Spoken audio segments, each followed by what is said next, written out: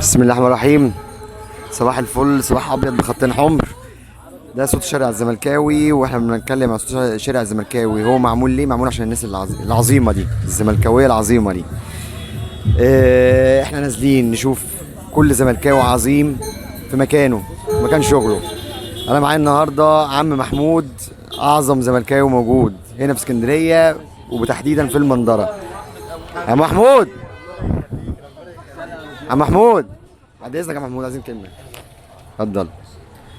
طبعا شايفين شعار الزمالك بقى والدنيا عم محمود ده من اشهر واحد بتاع فول في المنظره، بس زملكاوي كبير.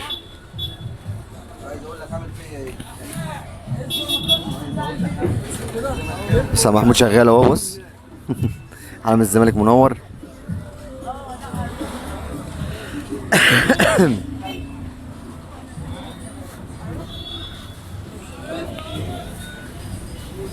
الله ينور عم محمود، الله ينور. او الناس لما بص، الواحد لما يشوف بقى ناس شبه دي بيحس بانبهار، تحس بانبهار. واحد منبهر صراحه. انا ممكن اقعد جنبه هنا، اقعد اتفرج كده لمده سنه. السلام عليكم استاذ احمد. حبيبي، عامل ايه يا حبيبي؟ ازيك يا عم محمود؟ اهلا وسهلا بحضرتك. كله تمام؟ تمام الحمد لله. انت عندك كام سنه يا محمود؟ انا داخل في ال50 سنه، 49 سنه. يعني بالك قد ايه بتشجع الزمالك؟ بص يا حبيبي، انا نشأت على نادي الزمالك. كل اسرتي زملكاويه. انا بشجع الزمالك من سنه 78.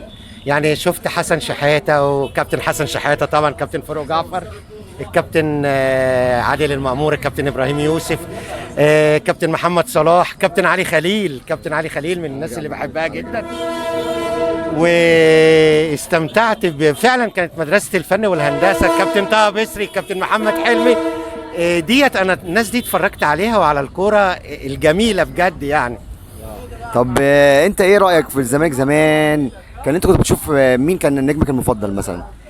كنت بحب جدا جدا طبعا كابتن حسن شحاتة، كابتن علي خليل، الناس الجميلة ديت. كابتن حسن شحاتة كان واخد احسن لاعب في اسيا، احنا يعني، واخدها طبعا في افريقيا. انا اصلا ما حضرتوش، فانت المفروض انت اللي تدلني بقى. لا كابتن حسن شحاتة. الكابتن حسن شحاتة دخل جون، اخد الكورة من عند الجون بتاعه، والجون ده كان في المصري. اخد الكوره من عند الجون بتاعه ورقص بيه ولحد ما وصل لجون المصري ودخلها جون. تخيل الجون ده شكله ايه دلوقتي، تخيل الجون. احنا ما حضرناش الحاجات الجميله دي. طيب انا عايز اسالك، نادي الزمالك كان زمان كان برضو بيتظلم زي دلوقتي؟ احنا هننسى جون حسن شحاته كابتن، الجون اللي دخله، وبعد ما الحكم، بعد ما هم الاهلي نفسه وقف يتفرج، لقينا الحكم رافع الرايه وبحسبها اوفسايد. طب اوفسايد ازاي؟ ده كان في واحد مغطي في جوه ال 18 وهو واخد الكره من بره ال 18. ده في كمان جول جمال عبد الحميد، وده انا فاكره يعني الزمالك طول عمره، والله يعني انا طول عمر الزمالك كده هو. وبصراحه انا عايز اشيد بسياده المستشار مرتضى منصور. انا نفسي من زمان، يا ريت يكون سامعني، يا ريت يشوفني. عايز اقول له يا سياده المستشار، احنا كلنا بنحبك، وسيبك من اي كلام بتسمعه.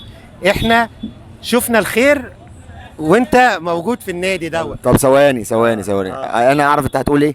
لا طبعا، عشان في ناس بتقول انت ممكن تقول، خلي واحد يقول الكلام اللي انت عايزه. لا ابدا، الكلام ده من قلبك؟ والله العظيم من قلبي.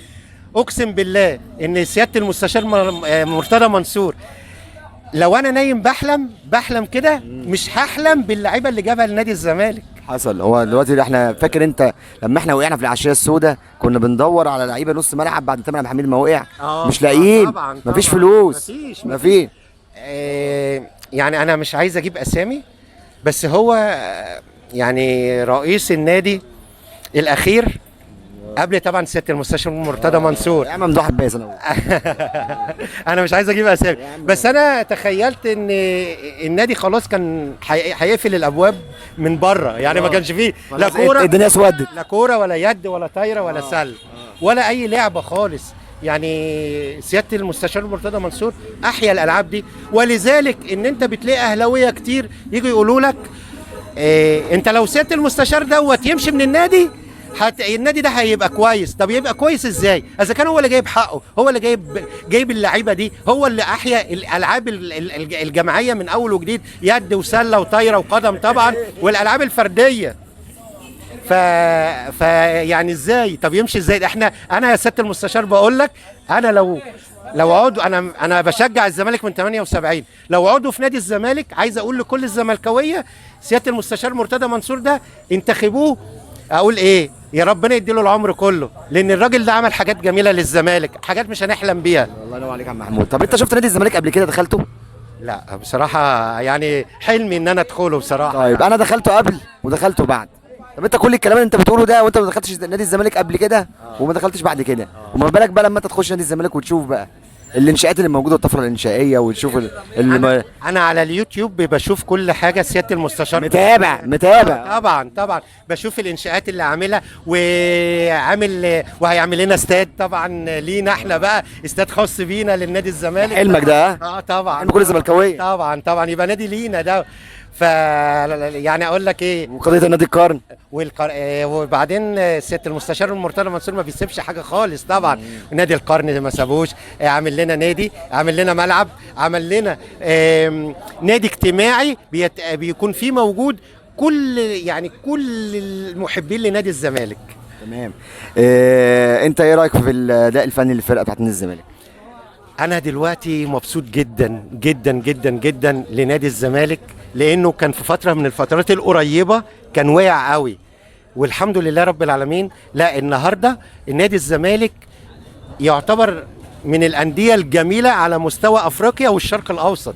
نادي الزمالك نادي من الانديه اللي بتعد بصراحه من اكبر الانديه. يعني احنا اقول لك على حاجه، البطولات. انا اقول لك على حاجه، انا كنت بتفرج على الزمالك وهو بيلاعب الفريق السعودي طبعا، الهلال السعودي. ما تخيلتش ان الزمالك ابدا يكسب، لكن ده فريق الزمالك. شخصيته شفت الجمهور، كان جمهور انت شفت اللعيبه بتاعت الهلال السعودي، شايف اللعيبه العالميه بتاعته اللي موجوده.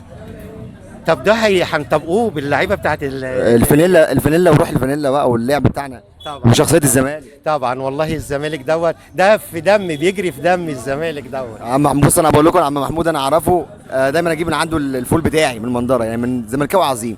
انا بقى يعني ما بنقولش بقى زملكاوي اكبر زملكاوي او زملكاوي العميد زملكاوي اكبر كبير الزملكاويه، لا احنا بنقول زملكاوي عظيم، راجل زي الفل وزملكاوي عظيم، راجل مثقف محترم. الزمالك ده ما بيفرقوش. ربنا يخليك. يعني نورتنا يا عم محمود. لو عايز رساله اخيره تقولها للمستشار مرتضى منصور اتفضل. ربنا معاك يا سياده المستشار، واحنا كل الزملكاويه معاك وبنشجعك، واحنا ملناش صوت في النادي لكن ليك صوت بره النادي من مشجعينك.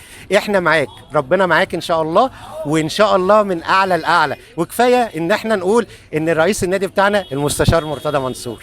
يا حبيبي انت بتحبه قوي قوي قوي قوي والله، قوي قوي بجد والله. انت شفته قبل كده؟ لا والله ما شفته. بتحبه؟ انا نفسي اعرف بتحبه. انا بحبه علشان اللي عمله في نادي الزمالك. انا بحبه لانه عمل حاجات جديده، اداك امل، خلاني ان انا مبسوط. يكفي ان انا بقول انا زملكاوي، يكفي ان انا ببقى مفتخر ان انا زملكاوي. احنا بنفتخر على طول احنا زملكاويه كده كده، بس احنا بنتكلم على النتيجه اللي هو عملها. انا بتكلم ان هو لا انا اصل انا من الناس القديمه الزملكاويه هنا، فالزمالك لما كان كل شويه يتغلب فكان يجوا لي انا عشان هم عارفين ان انا يقرفونا يتعبوني جدا. اتغلبتوا عمرك ما تطيت لان احنا زملكاويه. طبعا الحمد لله. لا دلوقتي الحمد لله من نصر لنصر ان شاء الله. الحمد لله. شرفتني ونورتني يا عم محمود، وان شاء الله باذن الله هنوصل صوتك ده على السوشيال ميديا كلها، وان شاء الله المستشار مرتضى منصور يشوف اللقاء بتاعك ده ويشوف كلامك جدا جدا والله العظيم. واخيرا ان انا ممكن يعني حد من الزمالك يشوفني، لان انا بقول انا من 78 وانا بشجع الزمالك، بشجعه. صوتك هيوصل والله، صوتك هيوصل، وهنزله لك في كل الجروبات. اعمل لي لايك وشير على صفحاتي وانا هنزلها لك. ربنا يخليك يا استاذ احمد، انا متشكر لحضرتك جدا جدا يا استاذ احمد، وشكرا على اللقاء الجميل دوت يا حبيبي. حبيبي يا عم محمود، تسلم لي، نورتني يا غالي، نورتني. اتفضل. صوت الشارع الزملكاوي ده معمول عشان الناس دي بس.